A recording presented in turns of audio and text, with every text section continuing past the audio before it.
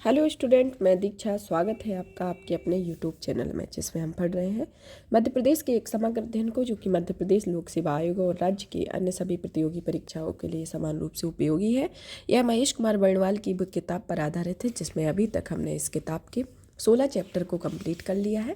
इस श्रृंखला के अंतर्गत 16 चैप्टर में अभी तक हमने 16 चैप्टर में मध्य प्रदेश के परिचय को जाना, मध्य प्रदेश के इतिहास को, राजनीतिक व्यवस्था को, भौगोलिक संरचना को, जलवायु को, मृदा को, नदियाँ एवं अपवाह तंत्र को, सिंचाई एवं बहुउद्देशीय परियोजनाओं को, वन एवं वन्यजीव पर्यावरण को, कृषि एवं पशुपालन को, खनिज एवं ऊर्जा संसाधन को, उद्योग को, परिवहन एवं संचार को, आर्थिक नियोजन को, शिक्षा एवं स्वास्थ्य को, जनसंख्या एवं जनांकिकी के बारे में पढ़ा।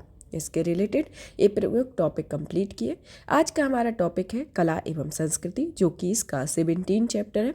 इस चैप्टर के अंतर्गत हम पढ़ेंगे कि इसमें आएगा मध्य प्रदेश में कला एवं संस्कृति की अंग के बारे में पढ़ेंगे। मध्य प्रदेश में लोक गायन, लोक नृत्य, लोक नाट्य, चित्रकला, शिल्पकला, मध्य प्रदेश के प्रमुख पर्व एवं त्यौहार के बारे में पढ़ेंगे और प्रदेश के प्रमुख समारोह एवं मध्य प्रदेश के प्रमुख मेले के बारे में पढ़ेंगे। चलिए तो स्टार्ट करते हैं आज के हमारे टॉपिक के साथ, जो कि है मध्य प्रदेश का आर्ट एंड कल्चर एवं कला एवं संस्कृति। तो चलिए पढ़ते हैं कला एवं संस्कृति के संदर्भ में। सबसे पहले तो संस्कृति की डेफिनेशन को जानते हैं कि संस्कृति की क्या डेफिनेशन रहती है। किसी समाज, क्षेत्र या विशिष्ट निर्जातीय समूह में व्याप्त दीर्घकालिक परंपराएं, विचार, विश्वास, रहन सहन एवं खान पान की प्रवृत्तियां, स्थापत्य आदि समग्र रूप से संस्कृति कहलाती है। संस्कृति क्या कहलाती है? संस्कृति किसी समाज, क्षेत्र, विशिष्ट निर्जातीय समूह के व्याप्त दीर्घकालिक परंपराएं, विचार, विश्वास, रहन सहन एवं खान पान की प्रवृत्तियां, स्थापत्य आदि समग्र रूप से संस्कृति कहलाती है। मध्य प्रदेश में धार्मिक, जातीय, निर्जातीय, भौगोलिक विविधताएं जिसे सांस्कृतिक समृद्धि से रूप से समृद्ध करती है। कला संस्कृति का वाहक होता है, जो विभिन्न विधाओं, रूपों के द्वारा संस्कृति के प्रकटीकरण करती है। कला एक और वैज्ञानिकता और तकनीकी, तो जबकि दूसरी ओर भाव और रस अपने अंदर समाहित करती है। अब जानते हैं कि मध्य प्रदेश की समृद्ध जो विरासत है वह संगीत, नाटक, नाट्य, दर्शन, साहित्य, वास्तुकला आदि के रूप में प्रदेश की एक विशिष्ट पहचान प्रदान करती है। अब जानते हैं मध्य प्रदेश की कला एवं साहित्य के या कला एवं संस्कृति के प्रमुख अंग के बारे में जानते हैं, जिसमें आता है लोक गायन, लोक नृत्य, लोक नाट्य, लोक चित्रकला और शिल्पकला। इसके अंतर्गत ये प्रमुख अंग आते हैं। अब जानते हैं, सबसे पहले तो पढ़ेंगे लोक गायन के बारे में। लोक गायन पारंपरिक संगीत की एक विशेष क्षेत्रीयता के प्रभाव को दर्शाता है, जो पीढ़ीगत सांस्कृतिक धरोहर के रूप में एक पीढ़ी से दूसरी पीढ़ी को हस्तांतरित किए जाते हैं। लोक गायन परंपरा मालवा, निमाड़, बुंदेलखंड, बघेलखंड क्षेत्रों में अत्यधिक लोकप्रिय है, जो कर्तव्य, वीरता, प्रेम जैसे उच्च मानवीय मूल्यों एवं भावनाओं पर आधारित होती है। अब आता है कि मध्य प्रदेश के लोक गायन के बारे में जानते हैं कि मध्य प्रदेश के लोक गायन के संदर्भ में जानते हैं, जिसमें आता है मालवा क्षेत्र के लोक गायन के बारे में जानते हैं कि कौन कौन से इसके अंतर्गत आते हैं, जिसमें आता है भरथरी, संजा गीत, हीड़ गायन, बरसाती वार्ता, निर्गुणी गायन और रेलू गीत इसके अंतर्गत आते हैं। फिर आता है निमाड़ क्षेत्र के अंतर्गत आता है कल्लंगी, तुर्गा, संत सिंगा जी, मसान्या या कयाखो, नाथपंथी, गरबा या गरबी, ये निमाड़ अंचल के अंतर्गत आता है। फिर आता है बुंदेलखंड अंचल के अंतर्गत आता है आला गायन, भोला गीत या बम्बूलिया, बैराइट गायन, देवारी गायन, जगदीप का पुकारा, फाग गायन, हरदौल की मनौती, यह बुंदेलखंड के अंतर्गत आता है। फिर आता है बघेलखंड के अंतर्गत, जैसे बसदेवा गायन, बिरहा गायन, बांस गीत, सीदेव, पंडवानी गीत, घोटुल प्रथा। तो इस तरीके से आप याद कर लेंगे, एक माइंड में ओवरव्यू बना लेंगे कि किस क्षेत्र का कौन सा लोक गायन है। जैसे मालवा का भरतरी, संजा गीत, हीड़ गायन, बरसाती वार्ता, निर्गुणी गायन, रेलू गीत है। इसी तरीके से जब आप याद कर लेंगे तो जब इसके डिटेल में पढ़ेंगे तो ऑटोमेटिक याद हो जाएगा। कि जैसे मालवा के बारे में पढ़ा तो मालवा के संदर्भ में सबसे पहले आप ये देख लेंगे कि कौन कौन से इसमें गायन आते हैं, जैसे भरतरी हुआ, संजा, हीड़, बरसाती, निर्गुणी, रेलू गीत, ये हुए। अब एक एक करके इन्हीं सभी के बारे में जानते हैं। तो सबसे पहले तो हम मालवा अंचल के संदर्भ में देखते हैं। मालवा अंचल के संदर्भ में देखें कि इसमें आता है पहला भरथरी गायन। भरथरी गायन जो होता है वह मालवा क्षेत्र में प्रातः काल में नाथ संप्रदाय के लोग एकल या सामूहिक रूप से चिकारा, सितार, तबला, वाद्य यंत्रों के साथ भरथरी कथा का गायन करते हैं। चिंकारा प्राचीन एवं पारंपरिक वाद्य यंत्र होता है जो नारियल की नट्टी, बांस एवं घोड़ों के बालों से निर्मित होती है और छत्तीसगढ़ में भरथरी गायन की परंपरागत लोक शैली प्रचलित होती है, जिसमें भरथरी लोक गायन के अंतर्गत मालवा के गांवों में आज भी नाथपंथी लोग गोपी चंद्र कथा, गोरखवाड़ी, कबीर और मीरा के भजन गाते हुए मिल जाते हैं। तो यह कौन सा लोक गायन है? भरथरी गायन। अब आता है संजा गीत। संजा गीत जो होता है वह मालवा में संजा गीत किशोरियों की पारंपरिक गायन पद्धति होती है। इसमें किसी प्रकार के वाद्य यंत्र का प्रयोग नहीं किया जाता है। यह गीत सिर्फ पितृ पक्ष में शाम के समय किशोरियों के द्वारा गाया जाता है। तो पितृ पक्ष में शाम के समय किशोरियों के समय में के द्वारा गाया जाने वाला गीत कौन सा है? संजा गीत, जो कि मालवांचल का फेमस गीत है। अब आता है हीड़ गायन के बारे में। हीड़ गायन जो है वह मालवा क्षेत्र में श्रावण के महीने में हीड़ गायन की प्रथा है। यहाँ मुख्यतः अहीरों का अवदान परक लोक आख्यान है। इसमें कृषि संस्कृति तथा ग्यारस माता की कथा का वर्णन किया जाता है और हीड़ गायन होली, दीपावली, जन्माष्टमी, नवरात्रि, गोवर्धन पूजा के समय किया जाता है और हीड़ गायन उच्च स्वर एवं शास्त्रीय शैली में आलाप के रूप में गाए जाते हैं। तो ये हीड़ गायन के संदर्भ में है, जो कि श्रावण के महीने में मालवा क्षेत्र में अहीरों का अवदान परक लोक आख्यान होता है, जिसे जन्माष्टमी, नवरात्रि, गोवर्धन पूजा, होली एवं दिवाली के समय पर गाया जाता है। अब आता है बरसाती वार्ता के बारे में। बरसाती वार्ता जो है वह चंपू काव्य है, जो कि मालवी गद्य एवं पद्य का चरम उत्कर्ष देखा जा सकता है। बरसाती वार्ता ऋतु कथा गीत है जो बरसात के समय गाया जाता है, इसलिए इसे बरसाती वार्ता कहा जाता है। फिर आता है निर्गुड़ी गायन के संदर्भ में। निर्गुड़ी गायन जो है मालवा की प्राचीन परंपरा है, जिसमें कबीर की आध्यात्मिकता की छाप होती है तथा नश्वर शरीर, आत्मा की अमरता, परमात्मा संबंधी तत्वों की सरल ग्रामीण प्रतीकों के माध्यम से विवेचना होती है। और निर्गुणिक अथवा निर्गुणिया गायन के क्षेत्र में श्री प्रहलाद सिंह टिप्पणियाँ अत्यंत प्रसिद्ध होता है, जिसमें कबीर, मीरा, रैदास आदि की भक्ति पदों का गायन किया जाता है और निर्गुड़ी गायन को नारदीय भजन भी कहा जाता है। तो यह निर्गुड़ी गायन के संदर्भ में। अब आता है मालवा अंचल का लास्ट गीत रेलो गीत, जो कि भीलू एवं कोरकू जनजाति के गायन का है तथा रेलो गीत जो है वह प्रमुख रूप से नवयुवक एवं नवयुवतियों द्वारा गाया जाता है। तो मालवा अंचल के कौन कौन से लोक गायन है? भरथरी, संजा गीत, हीड़ गायन, बरसाती वार्ता, निर्गुड़ी गायन और रेलो गीत इसके अंतर्गत ये प्रमुख गीत आते हैं। अब जानते हैं निमाड़ अंचल के अंतर्गत। तो निमाड़ अंचल के अंतर्गत देख लेते हैं पहले नंबर पर तो कौन कौन से गीत हैं। निमाड़ अंचल के अंतर्गत आती है एक तो कलगी तुर्गा, फिर आता है संत सिंगाजी। कौन सा आता है? संत संगाजी आता है। फिर उसके बाद जो इसका नेक्स्ट आता है मसालिया कयाखू आता है। फिर उसके बाद आता है नाथपंथी। इसके बाद कौन सा आता है? नाथपंथी। फिर उसके बाद जो इसका निमाड़ अंचल का आता है गरबा गरबी। तो इसके अंतर्गत कौन सा आता है? गरबा गरबी। तो इसके अंतर्गत इतने सारे कौन कौन से हैं? निमाड़ी के अंतर्गत कलगी तुर्गा, संत संगाजी, गरबा गरबी, कयाखू और नाथपंथी इसके अंतर्गत ही प्रमुख है लोक गायन आते हैं। चलिए तो एक एक करके प्रमुख लोक गायन के बारे में जानते हैं, जिसमें पहला लोक गायन आता है कलगी तुर्गा। कलगी तुर्गा जो है वह निमाड़ क्षेत्र में कलगी तुर्गा एक प्रतिस्पर्धात्मक लोक गायन होता है, जहाँ पर यह प्राचीन लोक गायकी जिसका प्रसार निमाड़ क्षेत्र में मालवा तक है तथा यह रात्रि के समय चंग या लकड़ी या तारों के निर्मित वाद्य यंत्र की थाप पर शिव की आराधना में गाया जाता है।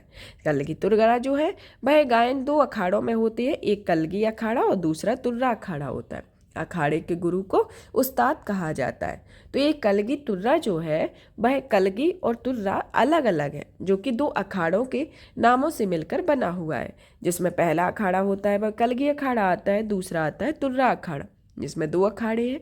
और यह किस पर निर्मित होता है? इसमें शिव की आराधना पर गाया जाता है तथा यह रात्रि के समय चंग की थाप पर, चंग मतलब लकड़ी एवं तारों से निर्मित वाद्य यंत्र की थाप पर शिव की आराधना के लिए इस गायन को गाया जाता है। अब आता है संत सिंगाजी भजन के बारे में। 15वीं शताब्दी में संत सिंगाजी एक प्रमुख निर्गुण संत कवि थे, जिन्होंने निर्गुण पदों को आज भी भजन रूप में गाया हुआ है। इनके ये भजन आध्यात्मिक साधना से युक्त थे तथा इन निमाड़ एवं मालवा क्षेत्र में किसी भी अवसर पर गाए जाते हैं और इन भजनों को मृदंग और झांझ के उच्च स्वर में गाया जाता है। तो इसमें क्या स्पेशलिटी है कि यह संत सिंगा जी जो कि प्रमुख निर्गुण संत कवि हैं उनके द्वारा यह गाया गया था तथा यह निर्गुण पदों में आज भी भजन के रूप में गाया जाता है तथा यह आध्यात्मिक साधना से युक्त है जो निवाड़ एवं मालवा क्षेत्र में किसी भी अवसर पर गाए जाते हैं और इन भजनों को मृदंग या छांछ के रूप में उच्च स्वर में गाया जाता है। अब आता है मसान्या के बारे में। मसान्या निवाड़ में मृत्यु के गीतों को मसान्या या काया खोज कहा जाता है। ये गीत आत्मा की अमरता और शरीर की नश्वरता संबंधी पारंपरिक गीत है और ये गीत समूह में गाए जाते हैं। अब आता है हमारा नेक्स्ट नाथपंथी गायन के बारे में। नाथपंथी गायन जो है वह निमाड़ में जोगियों से सबसे भिन्न लोक गायन है जो ये प्राय गोरख कबीर भरतरी गाथा का गायन इसके अंतर्गत किया जाता है। फिर आता है गरबा गरबी जो कि निर्माण क्षेत्र में गरबा स्त्रीपरक अनुष्ठानिक लोक गायन है जबकि गरबी जो है वह पुरुष प्रधान लोक गायन है। मतलब जो गरबा है वह स्त्री परक लोक गायन है और गरबी जो है वह पुरुष परक लोक गायन होता है। अब यहाँ पर ये जो निमाड़ क्षेत्र से संबंधित लोक गायन फिनिश होते हैं। अब पढ़ते हैं हम बुंदेलखंडी गीत के बारे में या बुंदेलखंडी के बारे में कि उसके अंतर्गत कौन कौन से हैं। इसके अंतर्गत बुंदेलखंडी गीत के अंतर्गत आता है पहला तो ये आला गायन, फिर दूसरा आता है भोला गीत। कौन सा आता है? भोला गीत। फिर उसके बाद आता है बैरायट गीत। कौन सा आता है?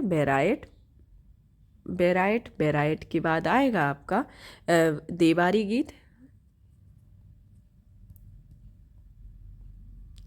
फिर आता है इसके बाद जगदेव का पुवारा। कौन सा आता है? जगदेव का पुवारा। फिर इसके बाद आता है आपका फाग गायन।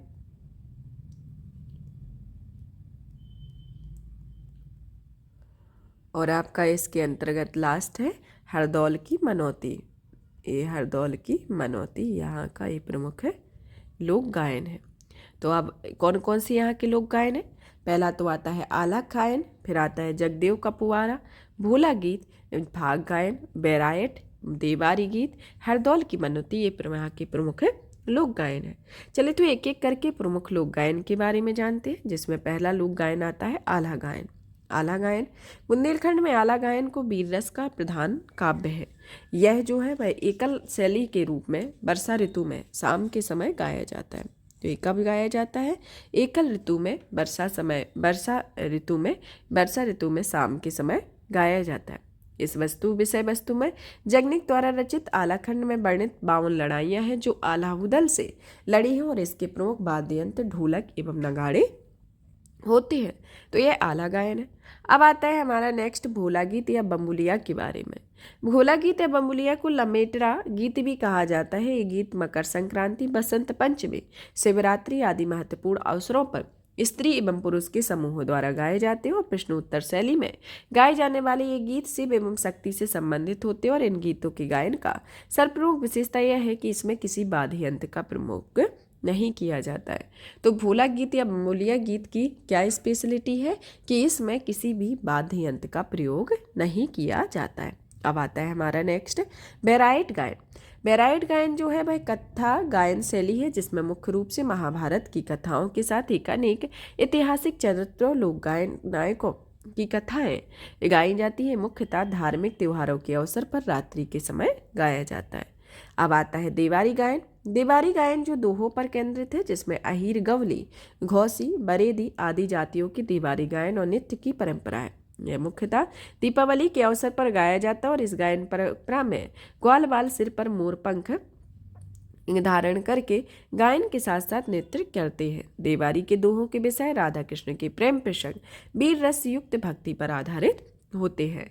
अब आता है हमारा नेक्स्ट जगदेव का पुवारा जो कि मुख्यतः चैत्र एवं अश्विन या कुमार के मास में गाया जाता है। यह एक भजन शैली का गीत है और इसमें देवी की स्तुति के संबंधित भजन गीत गाए जाते हैं और इसे अश्विन मास में जवार गीत भी गाए जाते हैं। फिर आता है फाग गीत, जो कि कृष्ण राधा पर केंद्रित फाग गीत होली के अवसर पर गाए जाते हैं, जो कि पुरुष प्रधान गायन होता है। और फाग गीत बुंदेलखंड के अतिरिक्त बघेलखंड, निमाड़ क्षेत्र में भी प्रचलित है। फिर आता है इसके बाद आता है हरदौल की मनौती। हरदौल की मनौती जो है यह बुंदेलखंड बघेलखंड क्षेत्र में प्रचलित वीरता प्रधान गायन परंपरा है। तो ये कौन सी है? ये वीरता प्रधान प्रचलित गायन परंपरा है। अब आता है हमारा नेक्स्ट बघेलखंड के लोक गायन के बारे में। बघेलखंड के लोक गायन के संदर्भ में पहले नंबर पर तो आता है बसदेव गायन, फिर आता है बिरहा गायन। कौन सा आता है? बसदेव गायन, बिरहा गायन। बिरहा गायन के बाद आता है बांस गीत, इसके अंतर्गत बांस गीत को भी गाया जाता है। फिर सीदेव आता है, सीदेव गीत भी बघेलखंड में गाए जाते हैं। फिर इसके बाद आते हैं पंडवानी गीत। पंडवानी गीत कहाँ गाए जाते हैं? बघेलखंड में। और घोटुल पाटा जो है वह भी यहाँ बघेलखंड की प्रमुख लोकगीत है। अब आता है एक एक करके इन सभी गीतों के बारे में जानते हैं, जिसमें सबसे पहला आता है बसदेव गायन। बसदेव गायन बघेलखंड की एक पारंपरिक गायन है जो भरबोले जाति द्वारा गाया जाता है। इसमें भगवान के श्री कृष्ण की मूर्ति सिर पर रखकर और पीला वस्त्र धारण कर रामायण कथा, कर्ण कथा, श्रवण कुमार कथा आदि चरित्र कथा का गायन किया जाता है। फिर इसके बाद आता है बिरहा गायन, जो कि बघेलखंड में बिरहा गायन भी सभी जातियों द्वारा गाया जाता है, जिसमें प्रश्नोत्तर में गायन किए जाने वाले श्रृंगारपूर्ण गीत होते हैं। फिर आता है फाग गायन, जो कि बघेलखंड में फाग गायन में सबसे परंपरा कि में मौलिक रूप है। यहाँ नगाड़ों के साथ फाग गायन किया जाता है। फाग गायन में पुरुषों की भागीदारी होती है। सामूहिक शुरू में फाग गीतों का गायन नगाड़ों की विलंबित ताल में प्रारंभ होता है और धीरे धीरे तीव्रता की ओर बढ़ जाता है। नगाड़ों की टंकार तथा समूह गायकों की ऊंचा स्वर फाग गायन के लिए उत्साहपूर्ण वातावरण निर्मित करने में सफल होता है तथा यह गायक या श्रोता फाग गायन के साथ झूमने लगते हैं। बघेलखंड में फाग गायन की अनेक लोक मंडियां भी होती हैं। अब आता है बांस गीत, जिसमें बांस गीत बघेलखंड क्षेत्र में बांस गीत लोक कथाओं या लोक गाथाओं के रूप में गाया जाता है। इसमें गायक, रागी, वादक प्रमुख होते हैं। बांस गीत मोर ध्वज एवं कर्ण की गाथाओं पर आधारित महिला परक गीत होती है, जिसमें उच्च स्वर और कथानक गायन शैली में गाया जाता है। अब आता है सीदेव के बारे में, जो कि बघेलखंड में जातियों द्वारा गाया जाने वाला एक गायन होता है। यह गायन होता है यहाँ पर। फिर आता है पंडवानी। पंडवानी जो कि पांडवों द्वारा उच्च स्वर सहित एकल कथा गायन है, जो कि आध्यात्मिक धर्मोद्देश्य, शौर्य, साहस, श्रृंगार आदि भाव सम्मिलित होती है। मुख्यतः शहडोल, अनूपपुर, बालाघाट के क्षेत्रों में गोंड आदिवासियों की प्रधान शाखा से संदर्भित होता है। अब आता है घोटुल पाटा के बारे में, जो कि यह गोंड एवं मुड़िया जनजाति के मुख्य गीत होते हैं कि मृत्यु गीत होते हैं, जो कि बुजुर्ग व्यक्तियों द्वारा गाए जाते हैं, जिसमें राजा जोलोंग साय की कथा के साथ प्रकृति के अनेक जटिल रहस्यों का समाधान प्रस्तुत किया जाता है। तो ये मध्य प्रदेश के प्रमुख लोक गायन रहे। लोक गायन किस किस क्षेत्र के हैं? मालवा क्षेत्र, निमाड़ क्षेत्र, बुंदेलखंड और बघेलखंड क्षेत्र के ये प्रमुख मध्य प्रदेश के लोक गायन इसके अंतर्गत आते हैं। अब हम पढ़ेंगे मध्य प्रदेश के लोक नृत्य के बारे में। मध्य प्रदेश के लोक नृत्य, मध्य प्रदेश के लोक नृत्य में जानेंगे कि किस किस क्षेत्र में, मतलब उसी तरीके से मालवा अंचल, निमाड़ अंचल और बुंदेलखंड एवं बघेलखंड अंचल के अंतर्गत इसके प्रमुख नृत्यों के बारे में जानेंगे, जिस तरीके से लोक गायन के बारे में समझा। मालवा अंचल के संदर्भ में देखते हैं कि रजवाड़ी, अड़ाखाड़ा और डंडा मटकी नृत्य आता है। इसी तरीके से निमाड़ अंचल में गणगौर, काठी, फेफरिया, मांडल्या, अड़ाखाड़ा और डंडा नाच आता है। इसी तरीके से बुंदेलखंड में कांगड़ा, नौटंकी, बधाई, राई, सेरा, ढिमरियाई और जवारा आते हैं। उसी तरीके से बघेलखंड के अंतर्गत आते हैं, बघेलखंड के अंतर्गत परधोनी, सैला, दादर, केहला, कलसा, बिरहा इसके अंतर्गत ये प्रमुख लोक नृत्य आते हैं। अब आता है कि एक एक करके इन सभी लोक नृत्य के बारे में पढ़ते हैं। सबसे पढ़ते हैं मालवा के लोक नृत्य रजवाड़ी, अड़ाखाड़ा, डंडा और मटकी नृत्य के बारे में। चलिए तो देखते हैं सबसे पहले मालवा के लोक नृत्य, जिसमें आता है अड़ाखाड़ा व रजवाड़ी लोक नृत्य के बारे में। अड़ाखाड़ा व रजवाड़ी नृत्य की जो परंपरा है वो किसी अवसर पर, विशेष पर संपूर्ण मालवा में देखी जाती है। कब देखी जाती है? किसी भी अवसर पर यह परंपरा देखी जाती है। यह नृत्य ढोल की परंपराओं कहिरवा दादरा तालों पर किया जाता है और विशेषता यह महिला प्रधान नृत्य होता है। रजवाड़ी नृत्य साड़ी के पल्लू को पकड़कर तथा आड़ा नृत्य झुककर कहिरवा की ताल पर किया जाता है। रजवाड़ी नृत्य जो होता है उसमें पल्लू को पकड़कर और आड़ा नृत्य जो होता है वह झुककर कहिरवा की ताल पर किया जाता है। अब आता है मटकी नृत्य के बारे में। मटकी नृत्य जो कि मालवा का एक समुदाय नृत्य है और इस नृत्य में नर्तकियाँ ढोल की ताल पर नृत्य करती है और इस ढोल को स्थानीय भाषा में मटकी कहा जाता है। स्थानीय भाषा में से क्या कहा जाता है? मटकी कहा जाता है। तथा यह स्थानीय स्तर पर झेला कहलाने वाली अकेली महिला इस प्रकार के करती है कि इसमें अपने पारंपरिक पहलवी कपड़े पहने और चेहरे पर घूंघट ओढ़े अन्य नर्तकियाँ बाद में शामिल हो जाती है। इसके अंतर्गत ये आते हैं। अब आते हैं निमाड़ के लोक नृत्य के बारे में। निमाड़ के लोक नृत्य के अंतर्गत आती है पहले नंबर पर गणगौर, फिर आता है काठी फाफरिया। कौन सा आता है? काठी। फिर आता है उसके बाद फेफरिया। फिर उसके बाद आता है मांडल्या। कौन सा आता है? मांडल्या। फिर आता है आड़ा खाड़ा और डंडा नाच आता है। आड़ा खाड़ा और डंडा नाच इसके अंतर्गत आता है। कौन सा? डंडा नाच इसके अंतर्गत आते हैं। तो ये प्रमुख निमाड़ के लोक नृत्य है। चलिए तो एक एक करके प्रमुख लोक नृत्य के बारे में जानते हैं, जिसमें पहला आता है गणगौर। गणगौर जो लोक नृत्य होता है वह निमाड़ का धार्मिक लोक नृत्य है जो चैत मास में गणगौर पर्व के अवसर पर मनाया जाता है। यह नृत्य ढोल एवं थाली की थाप पर किया जाता है और प्रदेश में झीला तथा झालरिया शैली के 2 गणगौर लोक नृत्य किए जाते हैं, जिसकी विषय वस्तु भक्ति के रूप में देवता धनियार सूर्यदेव और रनुबाई की उपासना करते हैं। फिर आता है इसके बाद काठी लोक नृत्य, जो कि काठी पार्वती की तपस्या से संबंधित मात्र पूजक नृत्य है और यह जिसका वाद्य यंत्र ढाक होता है। यह काठी नर्तकों की वेशभूषा नेपाल के महाकाली नर्तकों के समान होती है, जिसे बाना कहा जाता है और यह देव प्रबोधिनी एकादशी से प्रारंभ होकर महाशिवरात्रि तक समय यह समाप्त हो जाता है। नृत्य के साथ किए जाने वाले गायनों में सुरयाली, महाजनों, भिलठरों, बाल, गोडे नांगर, हरिश्चंद्र आदि कथाएं होती हैं। इसके संदर्भ में प्रमुख आता है। अब आता है फेफरिया नृत्य। फेफरिया नृत्य एक पारंपरिक नृत्य समूह होता है जिसमें स्त्री एवं पुरुष समूह बनाकर नृत्य करते हैं। फेफरिया नामक वाद्य यंत्र के कारण इस नृत्य को फेफरिया नृत्य कहा जाता है और निर्मित मुख्यतः विवाह के अवसर पर किया जाता है। तो ये फेफरिया नृत्य कब किया जाता है? विवाह के अवसर पर किया जाता है। अब आता है मांडल्या नृत्य। मांडल्या नृत्य जो होता है स्त्री प्रधान नृत्य होता है, जहाँ पर पुरुषों द्वारा बजाए गई ढोल की थाप पर स्त्रियां नृत्य किया करती हैं। अब आता है डंडा नाच, जो कि चैत्र वैशाख मास में कृषकों के द्वारा डंडा नृत्य किया जाता है। डंडा नृत्य के दौरान छल्ला तथा दोहे गाए जाते हैं। तो क्या गाया जाता है? छल्ला एवं दोहे इसके अंतर्गत गाए जाते हैं। अब आता है अड़ा खड़ा नृत्य, जो कि निमाड़ क्षेत्र में जन्म, मुंडन, संस्कार, विवाह के अवसर पर कई नृत्य किए जाते हैं और इस नृत्य को अड़ा खड़ा नृत्य कहा जाता है। और इसी तरीके से जो मालवा का घोटुल नृत्य है वह मृत्यु गीत है, जो कि गौंड एवं मुड़िया जनजाति के द्वारा गाया जाता है। ये लोक गायन है। अब आता है बुंदेलखंड के लोक नृत्य के बारे में। बुंदेलखंड के लोक नृत्य में आता है पहले नंबर पर कानड़ा नृत्य, फिर उसके बाद आता है नौटंकी, बधाई, राई, सैरा, ढिमराई, जावरारा। इसके अंतर्गत ही प्रमुख लोक नृत्य आते हैं। पहला आता है जिसमें कानड़ा नृत्य, जो कि बुंदेलखंड में धोबी समाज के द्वारा यह नृत्य किया जाता है, जो कि जन्म एवं विवाह आदि के अवसरों पर किया जाता है। इसमें सरस्वती एवं भगवान गजानन की कथा भी की जाती है। किसकी कथा की जाती है? सरस्वती एवं भगवान गजानन की। तथा कारणा नृत्य जो है वह भक्ति आधारित गायन होता है, जिसमें राम कृष्ण शिव की लीलाओं का वर्णन किया जाता है। तो इस नृत्य में क्या किया जाता है?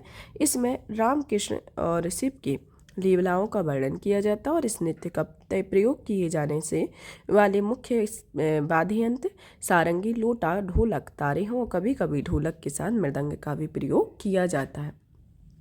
अब आता है हमारा नेक्स्ट नृत्य। नेक्स्ट आता है बधाई नृत्य, जो कि बुंदेलखंड क्षेत्र में विवाह या तीज के अवसर पर स्त्री एवं पुरुषों में संयुक्त रूप से बधाई नृत्य किया जाता है तथा यह नृत्य ढपला, ठिमरी, रमतुला, बांसुरी आदि वाद्य यंत्र पर प्रयुक्त होता है। फिर आता है राई यंत्र। राई जो कि बुंदेलखंड का प्रसिद्ध लोक नृत्य है, जो कि विभिन्न अवसरों पर हर्ष और उल्लास के साथ किया जाता है। राई नृत्य के केंद्र में नर्तकी होती है, जिन्हें बुंदेलखंड में बेड़नी कहा जाता है, और मृदंग वादक नृत्य को गति प्रदान करता है। राई की विराम स्थिति स्वांग कहते हैं वेग तथा इस नृत्य का तीव्र गति नृत्य, तात्कालिक कविता, लोक संगीत संयोग मिलता है। इसके अंतर्गत प्रमुख नृत्य आते हैं। फिर आता है हमारा सेहरा, जो कि बुंदेलखंड में सावन के मास में रबी एवं खरीफ की फसल बुआई के समय और तीज के अवसर पर सेहरा नृत्य किया जाता है तथा इसके अंतर्गत आता है सेहरा नृत्य की यह पुरुष प्रधान नृत्य होता है, जिसमें नर्तक हाथ में डंडा लेकर घेरा बनाकर कृष्ण लीलाओं से संबंधित नृत्य करते हैं और इस नृत्य में ढोलक, टिमकी, मंजीरा आदि वाद्य यंत्रों का प्रयोग किया जाता है। अब आता है ढिमराई नृत्य, जो कि बुंदेलखंड की धीमर जाति के द्वारा किया जाता है। धीमर जाति नृत्य के साथ श्रृंगार और भक्ति गीत भी गाए जाते हैं। नृत्य विवाह तथा नवरात्रि के विशेष अवसर पर किया जाता है। गीतों की भावनाओं के माध्यम से समझाने के लिए मुख्य नर्तक कथक के समान परिचालन करते हैं और इस परिचालन में ढिमराई नृत्य की प्रमुख विशेषता होती है। फिर आता है कि इस नृत्य को है वह ढोलक, टिमकी, मृदंग वाद्य यंत्र द्वारा बजाए जाते हैं। तो ये प्रमुख यहाँ के लोक नृत्य हैं। अब आता है बघेलखंड के प्रमुख लोक नृत्य के बारे में, जिसके अंतर्गत आता है पहला नंबर पर परधोनी, फिर आता है सैला, दादर, कोहरा, कलसा, बिरहा। इसके अंतर्गत ही प्रमुख लोक नृत्य आते हैं। तो सबसे पहले देखते हैं परधोनी नृत्य के बारे में, जो कि यह नृत्य विशेष अवसर पर मुख्यतः विवाह के समय बैगा आदिवासियों के द्वारा किया जाता है। इस नृत्य में नवयुवक हाथी की पोशाक पहनकर नृत्य करते हैं। दादर नृत्य के बारे में, बघेलखंड का प्रसिद्ध दादर नृत्य मुख्यतः पुरुषों द्वारा प्रसन्नता के अवसर पर दादर गीत गायन करके किया जाता है। दादर नृत्य के मुख्य वाद्य यंत्र शहनाई, ढोल, ढोलक या ठप होते हैं, जो कि जातीय गीतों की विशेषता के अनुरूप दादरा नृत्य मध्य प्रदेश के कोटवार, कहार, कोल आदि जनजातियों के द्वारा प्रसिद्ध होता है। अब आता है केहरा नृत्य, जो कि केहरा नृत्य स्त्री एवं पुरुष की विभिन्न शैलियों का समायोजन होता है। इसकी मुख्य ताल काहिरवा। इस नृत्य में फुरहरी नामक एक विशेष मुद्रा स्त्रियां हाथों में देकर चक्री बनाते हुए नृत्य का प्रदर्शन करती हैं। केहरा नृत्य बारी जाति के विशेष लोकप्रिय होता है। अब आता है कलसा नृत्य, जो कि गडेरियों, अहीर या गुप्ता आदि जातियों द्वारा बारात की आगवानी में सिर पर कलश रखकर यह नृत्य किया जाता है। अब आता है कि इस नृत्य में धोती बंडी पहनकर साफा बांधकर नृत्य किया जाता है। अब आता है बिरहा नृत्य के बारे में, जो कि विवाह एवं दीपावली के अवसर पर बिरहा गायन या नृत्य किया जाता है। बिरहा पुरुष प्रधान नृत्य होता है, लेकिन स्त्रियों के सम्मिलित होने पर यह नृत्य प्रश्नोत्तरी पर आधारित होता है। अहीर जाति में विशेष लोकप्रिय होने के कारण इस नृत्य को अहिराई नृत्य भी कहा जाता है। तो ये बिरहा नृत्य के प्रमुख पॉइंट है। अब आता है मध्य प्रदेश की जनजातियों के नृत्य के बारे में, जिसके अंतर्गत आता है कर्मा, जिसमें पहला कर्मा नृत्य आता है, जो कि लोक नृत्यों के राजा नाम से प्रसिद्ध कर्मा नृत्य मुख्यतः कर्म की प्रधानता पर आधारित होते हैं, जो भादों के महीने में प्रारंभ होकर कार्तिक मास तक चलते हैं। कर्मा नृत्य में मंडला क्षेत्र में गोंड, बैगा, कोरकू, देवदार और बिजवार, बिरहोर आदि जनजातियां इसके अंतर्गत पाई जाती हैं। मंडला क्षेत्र में कर्मा नृत्य की सर्वाधिक शैलियां प्रचलित होती हैं और इसकी प्रमुख शैलियों में कर्मा लगड़ा, कर्मा झूमर, कर्मा लहकी, कर्मा रागनी, कर्मा ठाड़ा तथा कर्मा झरनी इसके अंतर्गत आती हैं। और बैगा जनजातियों की 4 शैलियाँ होती हैं, जिसमें कर्मा खरी, कर्मा झुलनी, कर्मा खाए और कर्मा लहकी इसके अंतर्गत 4 प्रमुख बैगा जनजातियों की 4 शैलियाँ आती हैं। कर्मा नृत्य को गिनीज बुक में शामिल होने वाला देश का पहला नृत्य कहा गया है। तो कर्मा नृत्य कौन सा है, जैसे गिनीज बुक में ऐसा पहला नृत्य है जो गिनीज बुक में शामिल होने वाला नृत्य बन गया है। अब आता है दशहरा के बारे में। दशहरा जो है वह सामाजिक सौहार्द और प्रेम संबंध की भावना में अभिव्यक्ति प्रेरित होकर यह नृत्य बैगा आदिवासियों में विजयदशमी के अवसर पर किया जाता है। इस नृत्य में मंडला, बालाघाट, खंडवा की बैगा जनजातियों में यह नृत्य वार्षिकोत्सव के रूप में किया जाता है। बैगा जनजाति के युवाओं द्वारा किया जाने वाला दशहरा नृत्य अश्विन पंचमी कार्तिक अमावस्या तक किया जाता है। अब आता है रीना नृत्य के बारे में। रीना नृत्य जो है वह विंध्याचल और सतपुड़ा के पूर्वी क्षेत्र में गौंड जनजाति की स्त्रियों द्वारा रीना नृत्य किया जाता है। रीना नृत्य जो है वह गिरजा उत्सव की एक परंपरा होती है। अब आता है कहरवा नृत्य के बारे में। कहरवा नृत्य के बारे में, कहरवा नृत्य विवाह के अवसर पर प्रतिदिन रात्रि में गौंड जाति द्वारा सामूहिक रूप से किया जाता है। गौंड जाति द्वारा यह नृत्य वैवाहिक अवसरों के स्तर पर मृत्यु संस्कार में भी किया जाता है। इस नृत्य में प्रमुख रूप से नगाड़ा या टिकोरा वाद्य यंत्र का उपयोग किया जाता है। तो ये कहरवा नृत्य की प्रमुख स्पेशलिटी है। अब आता है सैला नृत्य, जो कि कार्तिक फागुन के माह में अमावस्या के दिन मंडला ढिंडोरी की बैगा जनजाति के द्वारा किया जाता है। यह एक पुरुष प्रधान नृत्य होता है जिसकी मुख्य विशेषता पैंतरी या पद संचालन शैली है, जिसमें के द्वारा वीरता एवं ओज से भरपूर नृत्य को प्रदर्शित किया गया है। अब आता है धोहा नृत्य, जो कि कार्तिक अमावस्या के दिन स्त्रियों द्वारा किया जाता है। इस नृत्य की विशेषता यह होती है कि महिलाओं द्वारा किए गए नृत्य के विपरीत पुरुष अन्य प्रकार के नृत्य प्रदर्शन करते हैं। भील जनजाति द्वारा डोहा नृत्य को भील नृत्य पर गजरा कहा जाता है, इसके अंतर्गत आता है। अब आता है गरबी नृत्य के बारे में, जो कि भील जनजाति में गरबी नृत्य पित्त एवं प्रकृति के अवसर पर किया जाता है। फिर आता है भड़म नृत्य, जो कि विवाह के अवसर पर सामूहिक रूप से छिंदवाड़ा एवं जबलपुर की भारिया जनजातियों द्वारा किया जाता है। इस नृत्य में भिड़नई, भरनौट, गुन्नू, शाही आदि अन्य जात नामों के नाम से जाना जाता है तथा भारिया जनजाति की महिलाओं द्वारा विवाह के अवसर पर सैताम नृत्य भी किया जाता है। अब आता है नेक्स्ट आता है पूजा नृत्य, जो कि धार्मिक आस्था से प्रेरित होकर गौंड एवं उरांव जनजाति के द्वारा पूजा नृत्य का आयोजन किया जाता है। पूजा नृत्य का जो आयोजन है वह गौंड जनजाति के मंडला क्षेत्र में आ रहा ज्येष्ठ मास में बिद्री पूजा उत्सव एवं उरान जनजाति द्वारा चैत्र मास में साल पूजा नामक सार्वजनिक उत्सव किया जाता है। अब आता है अटारी नृत्य के बारे में। अटारी नृत्य जो है वह आयोजन विभिन्न अवसरों पर बुंदेलखंड की क्षेत्र की भूमिज और बैगा जनजातियों द्वारा किया जाता है। यह नृत्य पुरुषों द्वारा घेरा बनाकर किया जाता है। फिर आता है दहका नृत्य, जो कि एक सामाजिक लोक नृत्य है जो कोल जनजाति के द्वारा किया जाता है। फिर आता है डांडरिया नृत्य, जो कि मध्य प्रदेश की बैगा जनजाति द्वारा विजयदशमी के अवसर पर डांडरिया नृत्य को किया जाता है। तो ये किसके द्वारा? बैगा जनजाति के द्वारा किया जाता है। अब आता है मध्य प्रदेश के लोकनाट्य के बारे में। आप जानते हैं मध्य प्रदेश के लोकनाट्य में उसी तरीके से समझेंगे जिस तरीके से लोक गायन और लोक नृत्य के बारे में समझा। लोकनाट्य के संदर्भ में सबसे पहले तो जानते हैं कि मालवा अंचल के अंतर्गत कौन कौन से लोकनाट्य आते हैं, निमाड़ अंचल के अंतर्गत कौन आते हैं, बुंदेलखंड अंचल के अंतर्गत कौन आते हैं और बघेलखंड के अंतर्गत कौन आते हैं। सबसे पहले आता है मालवा अंचल के अंतर्गत, जिसमें आता है माच, भवई, भीलो या कठपुतली आता है। फिर दूसरे नंबर पर आता है निमाड़ अंचल, जहाँ की रासलीला और गम्मत आती है। फिर आता है बुंदेलखंड, जिसके अंतर्गत स्वांग, अखाड़ा, नौटंकी, खम्ब स्वांग, कुर्कु जनजाति के द्वारा ये प्रमुख आते हैं। फिर आता है बघेलखंड, जिसके अंतर्गत नौटंकी, मनसुखा, छाहुर, सारास, लकड़बग्घा, जिंदबा, बहलोल, हिंगोला, कर्मा, चंदेली छत्तीसगढ़ की राउत जाति इसके अंतर्गत आता है। अब आता है कि सबसे पहले मालवा के लोक नृत्य के बारे में जानते हैं, जिसके अंतर्गत पहला आता है माच। माच जो है मालवा क्षेत्र का लोकनाट्य है जो 300 वर्ष प्राचीन है, जिसका उद्भव राजस्थान के ख्याल में माना जाता है। मध्य प्रदेश में माच परंपरा का प्रारंभ मुख्य रूप से उज्जैन में हुआ है तथा माच नाट्य का प्रारंभ रात्रि के प्रथम पहर में होता है। मध्य प्रदेश सरकार ने माच को राजकीय लोकनाट्य का दर्जा प्रदान किया हुआ है। तो मध्य प्रदेश को राजकीय लोकनाट्य का दर्जा इसके अंतर्गत प्रदान किया गया है। फिर आता है हमारा दूसरा लोक नृत्य, फिर आता है भवई, जो कि नाट्य मध्य प्रदेश के मालवा क्षेत्र में झाबुआ के आसपास भीलों के द्वारा आयोजित किया जाता है। भारतीय लोक नृत्य विद्वान देवी लाल सांभर ने भवई को मालवा तथा राजस्थान की उत्पत्ति बताया हुआ है। फिर आता है कठपुतली, जो कि राजस्थान राज्य की सीमा से लगे मध्य प्रदेश के जिलों में कठपुतली लोकनाट्य का आयोजन भी किया जाता है।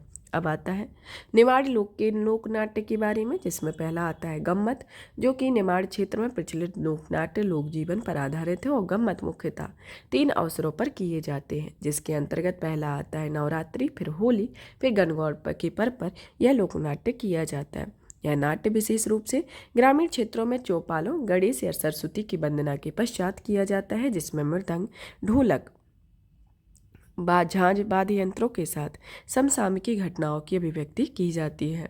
फिर आता है रासलीला, जिसमें ग्रामीण क्षेत्रों में भाद्र मास में जन्माष्टमी के अवसर पर भगवान कृष्ण से विभिन्न प्रसंगों की प्रस्तुति रासलीला में की जाती है। यह नाट्य नृत्य, गीत, संगीत का समन्वय भी होता है। फिर आता है बुंदेलखंड के लोकनाट्य के बारे में, जिसमें आता है स्वांग।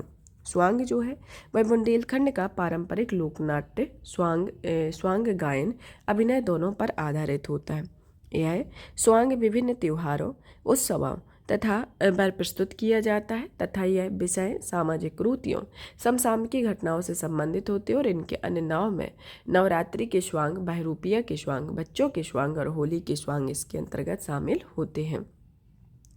और अधिकांश क्षेत्रों में स्वांग प्रायः राई की फसल कटने के पश्चात किए जाते हैं। तो यह स्वांग नृत्य के या नाट्य की प्रमुख स्पेशलिटी होती है। अब आता है इसके अंतर्गत कि स्वांग नाट्य का विवरण जानते हैं कि इसकी शुरुआत कब से हुई। स्वांग नाट्य 9वीं शताब्दी में नाथ सिद्ध के संप्रदाय के सिद्ध कवि कन्हड़प्पा के काव्य में मिलता है। बुंदेलखंड के प्रमुख स्वांग धतूरा खान सुरालुआओं ने पंडित ठाकुर, सुनार दाकश, भूरी भैंस की प्रस्तुति होती है। स्वांग के क्षेत्रीय नाम तमाशा, ख्याल, माचा, रम्मत इसके अंतर्गत आते हैं। अब आता है अखाड़ा के बारे में कि इस लोक नृत्य का प्रचलन बुंदेलखंड या बघेलखंड में है, जिसमें प्रमुख रूप से शारीरिक कलाओं का प्रदर्शन किया जाता है। फिर आता है खम्ब स्वांग के बारे में, जो कि लोकनाट्य बुंदेलखंड में कोरकू जनजाति के द्वारा किया जाता है। तो लोकनाट्य है जो खम्ब स्वांग, जो कि बुंदेलखंड में कोरकू जनजाति के द्वारा किया जाता है। अब आता है बघेलखंड के लोकनाट्य के बारे में, जिसके अंतर्गत पहला आता है नौटंकी।